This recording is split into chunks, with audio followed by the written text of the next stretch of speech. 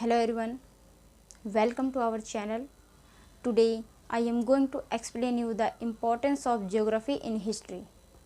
इतिहास में भूगोल का महत्व। इतिहास में भूगोल का महत्व समझाने से पहले मैं आपको दो शब्दों में भूगोल के बारे में बताऊंगी। भूगोल दो शब्दों से मिलकर बना है, भू अथवा गोल। भू का अर्थ होता है पृथ्वी तथा गोल का अर्थ होता है उसका गोलाकार स्वरूप। भूगोल को ही इंग्लिश में ज्योग्राफी कहते हैं।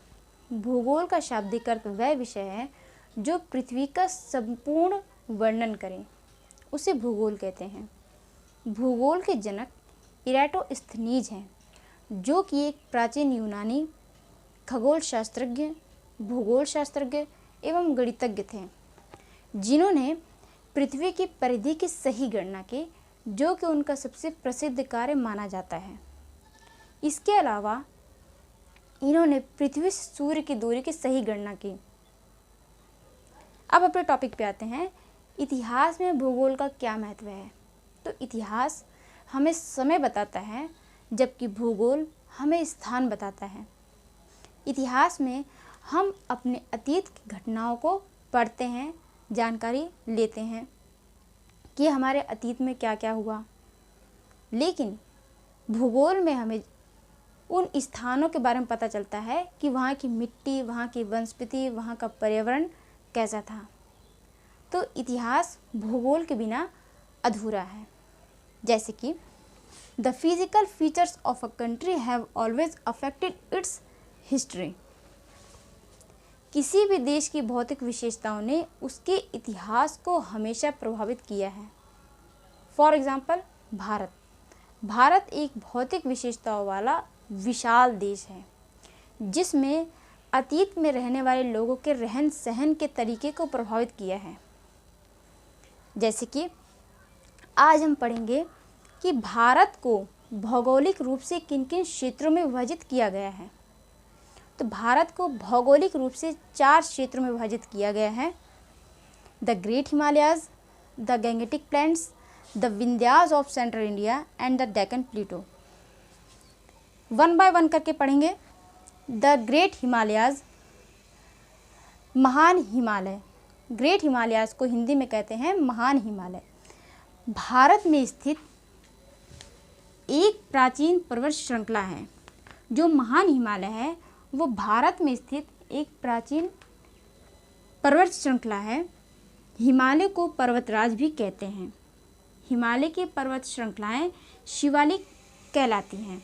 तो ये महान हिमालय की विशेषताएं हैं कि उसे पर्वत श्रृंखलाएं, उन पर्वत श्रृंखलाओं को शिवालिक भी कहते हैं। सेकंड हमारा द गैंगेटिक प्लेन्स, गंगा का मैदान। गंगा का मैदान, जिसे उत्तर भारतीय मैदान भी कहा जाता है। गंगा के मैदान को उत्तर भारतीय मैदान भी कहा जाता है। अंडरलाइन करते हुए चलते हैं, उत्तर भारतीय मैदान भी कहा जाता है। ये गंगा का मैदान किन किन क्षेत्रों तक फैला हुआ है, यानी किन किन जगह तक फैला हुआ है। भारतीय उपमहाद्वीप का व्यापक उत्तर मध्य भाग, ब्रह्मपुत्र नदी घाटी, गंगा नदी के संयुक्त डेल्टा से पश्चिम की ओर सिंधु घाटी नदी तक फैला हुआ है। तो हमारा गंगा का जो मैदान है वो इन जगहों से होकर फैला हुआ है। The Vindhyas of central India, मध्य भारत का विंध्य क्षेत्र। मध्य मीन्स बीच का भाग। विंध्य क्षेत्र पारंपरिक रूप से विंध्याचल पर्वत के आसपास के पठारी भाग को कहा जाता है। किस भाग को कहा जाता है? पठारी भाग को कहा जाता है। फिर 1948 में, यानी कि 1948 में भारत की स्वतंत्रता के बाद मध्य प्रदेश, उत्तर प्रदेश तथा छत्तीसगढ़ के स्थित कुछ रियासतों को मिलाकर विंध्य प्रदेश की रचना की गई। इसकी राजधानी रीवा थी। फोर्थ वाला पढ़ते हैं, द डेक्कन प्लेटू, दक्कन का पठार। डेक्कन प्लेटू मीन्स दक्कन का पठार। दक्कन का पठार एक तिकोना भूखंड है। एक तिकोना भूखंड है जो नर्मदा नदी के दक्षिण में स्थित है। डेक्कन ट्रैप का निर्माण 60 से 68 यानी 60 से 68 मिलियन वर्ष पूर्व यानी कि पहले क्रेटेशियस काल के अंत में हुआ था। किस काल में हुआ था? क्रेटेशियस काल के अंत में हुआ था। दक्कन का पठार बेसाल्ट चट्टानों से बना हुआ है। किससे बना है? बेसाल्ट चट्टानों से बना है दक्कन का पठार।